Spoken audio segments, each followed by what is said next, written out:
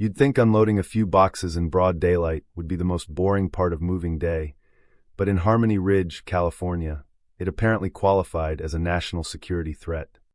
All because we didn't bow down to Gloria Harrington, the self-appointed empress of our quiet foothill suburb where community standards really meant Gloria's standards or else.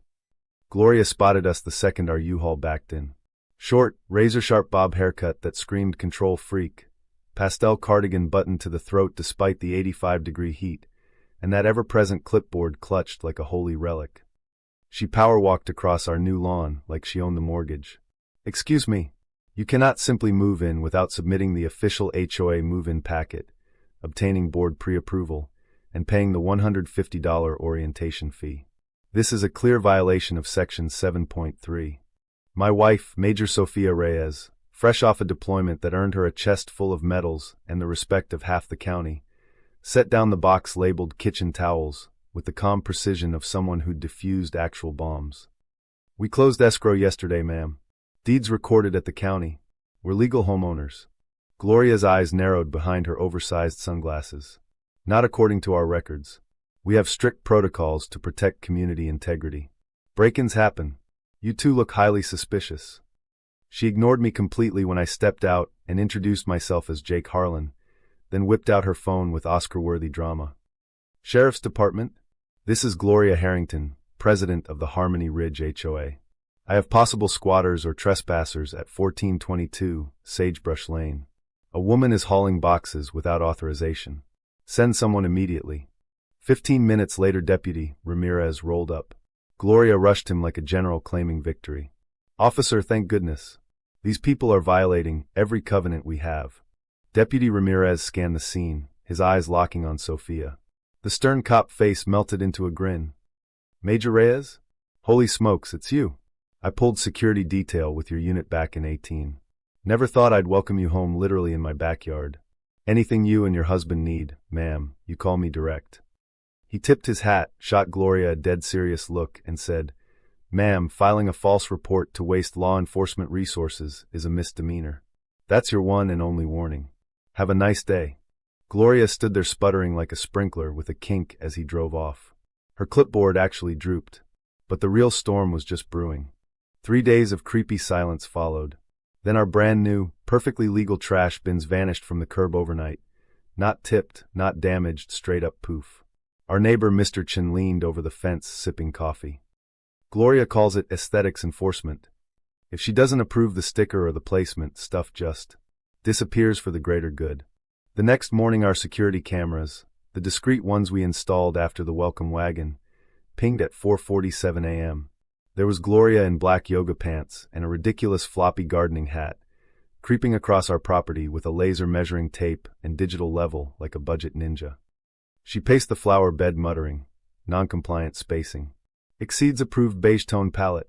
Perfect for a $250 daily fine," scribbled notes and slunk away. The certified letter hit our door the next afternoon. "You are ordered to appear before the HOA Compliance Committee for multiple violations including unauthorized landscaping modifications and improper waste receptacle storage. Failure to comply triggers daily fines and a property lien per amended bylaws." Sophia read it, smiled that cold, surgical smile and said, "She's building her case on quicksand, and we're about to drop the entire county records office on her head." We spent the week at the county recorder's office pulling every single HOA filing. Clerk Rosa took one look inside. "Harmony Ridge again?" Gloria's been rewriting the covenants like she's Congress on a bender. Half these amendments have 0 board votes. The charter requires 5 members. Right now it's her and Harold, who moved to Florida last year but somehow keeps signing everything.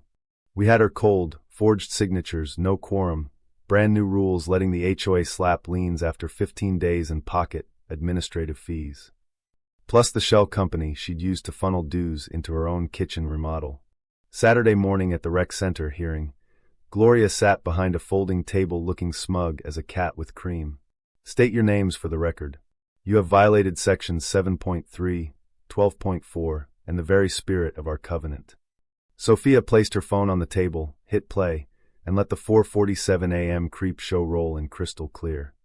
"This is you, Gloria, trespassing on private property before sunrise. By your own precious bylaws, Section 3.1 on respecting private property. That's grounds for immediate removal from the board. But more importantly, we've got county proof your last 8 amendments are fraudulent. No quorum. Forged signatures. That's not enforcement. That's fraud. Harold shifted in his seat. Wait. I never signed off on expanding lien powers. Gloria's face went the color of a stop sign. This is outrageous. I act solely in the best interest of the community.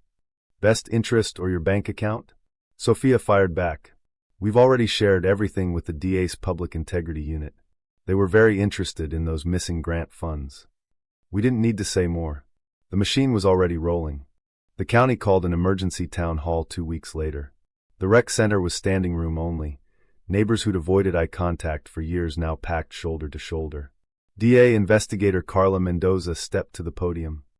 After reviewing video evidence, financial records, and 23 resident statements, we have probable cause for systematic abuse, forgery, embezzlement of over $92,000 in dues and county beautification grants, multiple trespasses, witness intimidation, and falsified vendor contracts.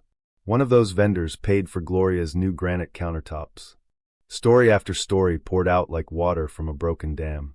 The family whose new solar panels got mysteriously screened at midnight because they offend the aesthetic.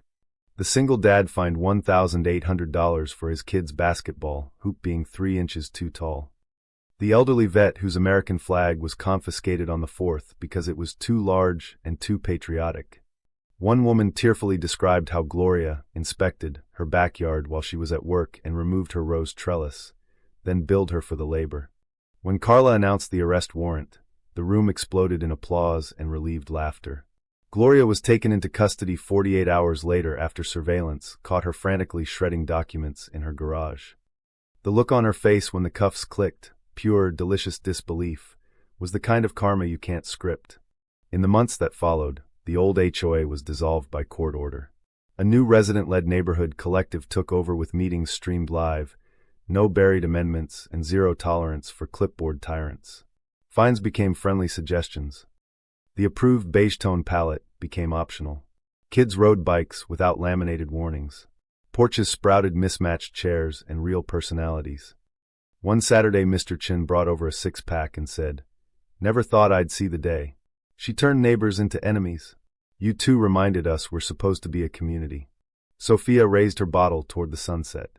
Power without accountability always rots from the inside. The neighborhood finally breathed. Lawns got a little wilder, flags flew a little prouder, and no one lived in fear of a doorbell ring at dawn. True or false? Gloria Harrington was the only villain here, or did the rest of us hand her the power by staying silent for so long?